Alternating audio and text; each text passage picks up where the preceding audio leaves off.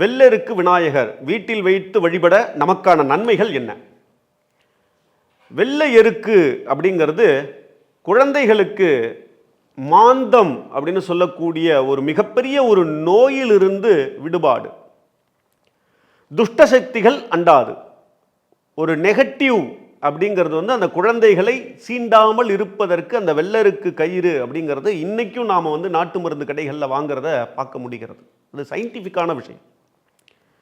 அதே போன்று இந்த வெள்ளருக்கு விநாயகர் அப்படிங்கிறது வீட்டில் இருந்தாலே நம்மளுடைய சங்கடங்கள் நிவர்த்தி. இப்போ உலோகங்களை கண்டுபிடிப்பதற்கு முன்பாக நம்மளுடைய சித்தர்கள், முனிவர்கள், ஞானிகள், ரிஷிகள் இவர்கள் அனைவரும் எந்திரத்தை வரைவதற்கு, அமர்ந்து பூஜை செய்வதற்கு உகந்த ஒரு பலகையாக பார்த்தது இந்த வெள்ளருக்கு அப்படிங்கிறத சொல்ல முடிகிறது. இந்த வெள்ளருக்குல தான் எந்திரங்கள் வரைவதற்குண்டான சில விஷயங்களை பயன்படுத்தியதற்காக நம்ம பார்க்கிறோம்.